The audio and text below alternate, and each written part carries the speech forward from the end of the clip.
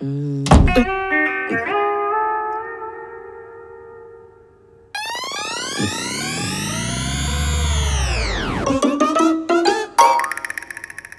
My beauty. आपने बुलाया sir? नहीं तो। Okay sir. अरे अच्छा हुआ तू आ गया। जरा ये बोतल खोल दे। वाह, बड़ा खिलाड़ी है रे तू। पक्का बेवड़ा लग रहा है तू। नहीं, ऐसा नहीं है सर। जब भी नाकाम होता था तो पीता था सर। लास्ट टाइम सर मैंने डिग्री में फेल होने के बाद पिया था। डिग्री में फेल होने का गम नहीं मनाते भीष्मा, जिंदगी में फेल होना सबसे बड़ा गम है। आजा बैठ। अरे आपके साथ बैठूं? अबे रोज तो गाड़ी में मेरे साथ ही बैठता है ना। बात में दम है सर। बैठ जा।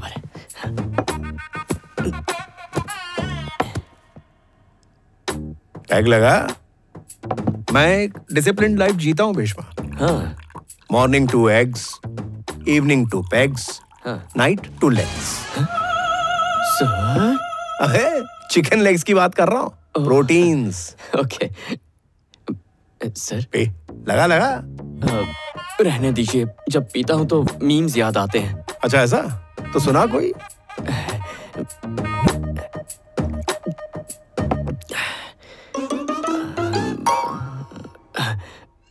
एक चाय 2 खारी, एसीपी सब पे भारी। बढ़िया था। एक और सुना। 1 मिनट सर, बर्फ लेके आता हूं। लेके आ। की आंख।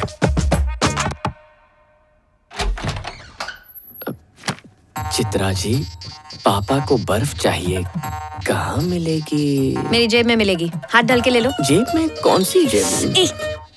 बर्फ और कहाँ हो सकती है? फ्रिज में ही ना। जाओ।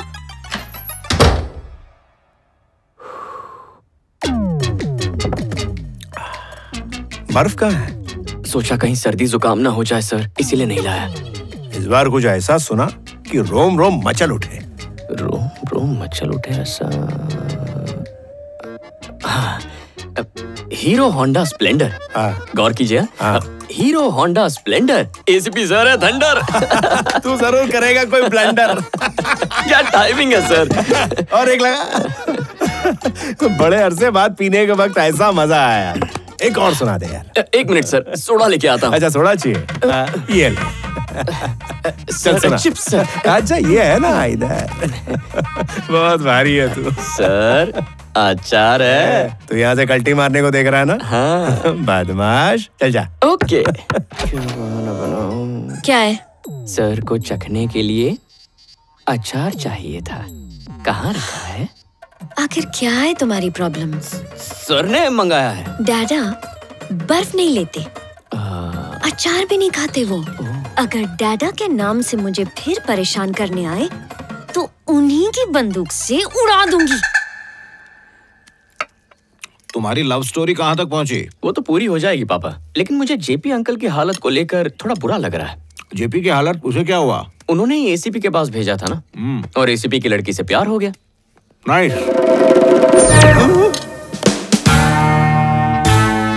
एसीपी मतलब? अरे वही सड़ा हुआ मेरा दोस्त। याद है जब भीष्मा छोटा था तो उसने चित्रा को सिर्फ छू लिया था तो उसने तमाशा बना दिया था, और उस बात को लेकर हम दोनों के बीच दुश्मनी हो गई।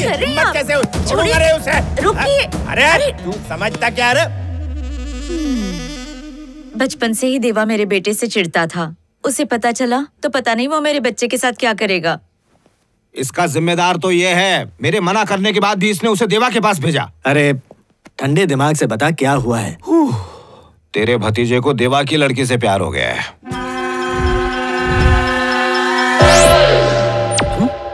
बेहोश।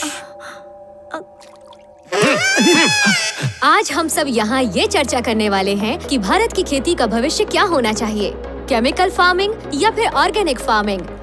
आज इस विषय में चर्चा करने के लिए हमारे साथ हैं फील्ड साइंस के एमडी मिस्टर राघवन जी और भीष्मा ऑर्गेनिक्स कंपनी के एमडी भीष्मा जी। तो आइए उन्हीं से जानते हैं कि केमिकल फार्मिंग और ऑर्गेनिक फार्मिंग के बारे में उनकी अपनी क्या राय है। वाह क्या लड़की है। अरे परिमल भैया, आप यहाँ कैसे? यही मैं तुझसे पूछने वाला था। बिना टिकट के तू शो देखने आया है ना? शो तो आप देखने आए होंगे, मैं उससे देखने आया। तू तैयार है ना? सुंदर है ना? तू लड़कियों के पीछे भागना कब छोड़ेगा? तेरी वजह से नौकरी से हाथ धोना पड़ा। उसके बाद MSc एग्रीकल्चर में नौकरी करनी पड़ी, वहाँ पर सैलरी और भी कम थी। हाँ तो अंकल जी, आप कौन सी फसल उगाते हैं? मिर्ची उगाता हूँ सर। आप खाद का इस्तेमाल करते हैं या भगवान भरोसे खेती करते हैं? आप ही की खाद इस्तेमाल करते हैं, उससे खेती अच्छी होती है। मैं इससे संतुष्ट हूँ। हम जो भी काम करते हैं किसानों की खुशी के लिए ही करते हैं भीष्मा जी। हमें और क्या चाहिए? खुशी का मतलब ये नहीं कि कपड़े कितने अच्छे हैं या जेब में कितने पैसे हैं। खुशी का मतलब है सेहत। खुशी का मतलब हमारी अगली पीढ़ी की खुशहाली। अगर रसायनों का इस्तेमाल बंद नहीं हुआ तो हमारे स्वास्थ्य के साथ साथ ही धरती माँ को भी नुकसान पहुँचेगा। ये सब किताबी बातें हैं सर। आज के जमाने में इन्हें कोई नहीं मानता। इन बातों से किसान अब और बेवकूफ नहीं बनने वाले। अब आप जाम्बिया या इथोपिया को देख लें, क्या हालात है वहां। लोग भूख से मर रहे हैं। उधर स्विगी नहीं है, पैसे नहीं है। बढ़ती आबादी को देखें तो 2050 में हम जितना अनाज उगाएंगे वो सिर्फ 40% लोगों को ही मुहैया हो पाएगा। इस समस्या को सुलझाने के लिए हमें जेनेटिक बदलाव करने होंगे। आधुनिक रसायनों को किसानों तक पहुंचाना होगा। लेकिन आप इसके बजाय ऑर्गेनिक और खुशी जैसी फालतू बातें कर रहे हैं सर। ऑर्गेनिक फार्मिंग टेक्निक अब पुरानी हो चुकी है, आप ही की तरह। पुरानी हो चुकी है दरअसल वो ही। सर, आपकी कंपनी के लोगों के अलावा नहीं कहीं इस बात को किसी एक ने भी झूठ साबित किया तो मैं ऑर्गेनिक फार्मिंग के लिए अपना सब कुछ छोड़ दूंगा।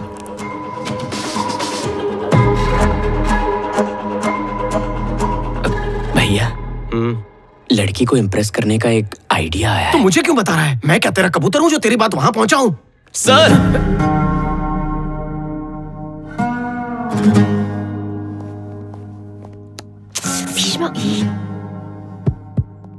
चेक। तुझे पैसे नहीं मिलने वाले हैं। आपने सही कहा सर। यहाँ किसी को भी ऑर्गेनिक फार्मिंग के बारे में कुछ नहीं पता है। जाम्बिया और इथियोपिया जैसे देशों में भूख से मरने वाले लोगों को भी इस सब के बारे में कुछ नहीं पता सर। सर, आप केमिकल से ज्यादा फसल उगाना चाहते हैं ना, तो फिर आपने आपकी कंपनी उन्हीं देशों में क्यों नहीं शुरू की? आपने उन्हें भूख से मरने से बचा लिया होता। लेकिन आप ऐसा नहीं करेंगे। मैं जानता हूं क्यों। इसकी दो वजह है। एक है पैसा, वो गरीब देश है, वहां आप क्या कमा लोगे। दूसरा है मिट्टी। हमारे देश जैसी उपजाऊ जमीन उनके यहाँ है ही नहीं। सर, जब मिट्टी उपजाऊ नहीं है तो आपके केमिकल से क्या होगा? वो क्या है ना, फसल के लिए मिट्टी चाहिए, आपका केमिकल नहीं। हाँ, वो तो ठीक है पर सर, मुझे बोलने का मौका दिया है तो आप बीच में टोकिए मत।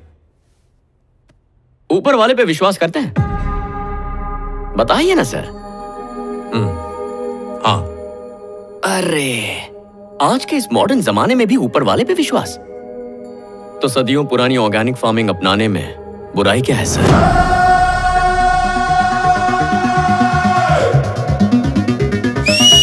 वाह, क्या बात है।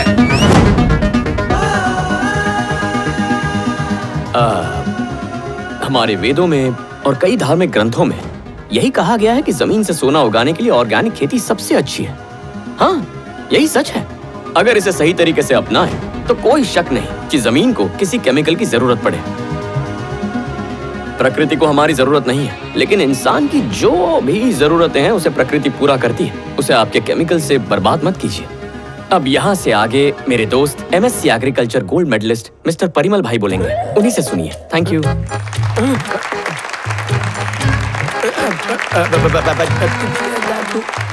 One, two, three, four.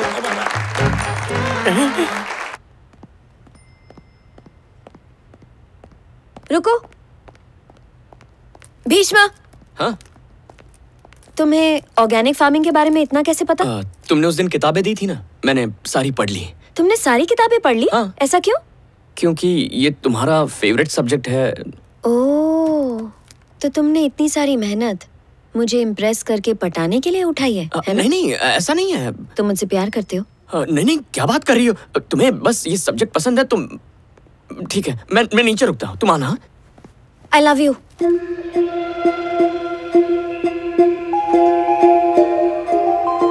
I love you. किसी लड़के से प्यार करने के लिए चमत्कार की जरूरत नहीं होती, बस दिल में सच्चाई होनी चाहिए। शुरुआत में ही मैं तुम्हें समझ चुकी थी। हेलो डैड, गाड़ी खराब हो गई है। हैदराबाद के छोकरे बिगड़ते जा रहे हैं। सर, अगर कुछ दोस्त मिलकर मस्ती मजाक कर भी रहे हो तो इसका मतलब ये नहीं कि वो मवाली है या आवारा है। कल वही लोग किस मुकाम पर होंगे ये हमें नहीं पता। आज नुक्कड़ पर पान बेचने वाला इंसान भी सीएम बन सकता है। मुझे तो उसी वक्त समझ आ गया था कि तुम कैसे हो। तुम्हारे साथ बिताया हुआ हर एक पल मेरे लिए यादगार है। तुमने मेरे लिए 10 गुंडों को पीटा, 20 दिन डैडा के साथ बिताए। एक नया सब्जेक्ट तुमने सिर्फ 30 मिनट में सीख लिया। आमतौर पर लड़की खुश होती है जब कोई लड़का उसके लिए कुछ करता है, लेकिन जब कोई उसके लिए कुछ खास करता है तो वो खुद को लकी समझती है।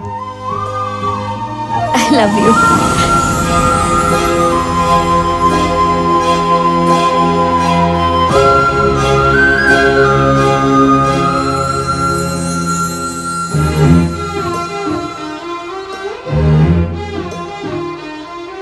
तुम भी प्यार करते हो ना? हद से ज्यादा करता हूँ।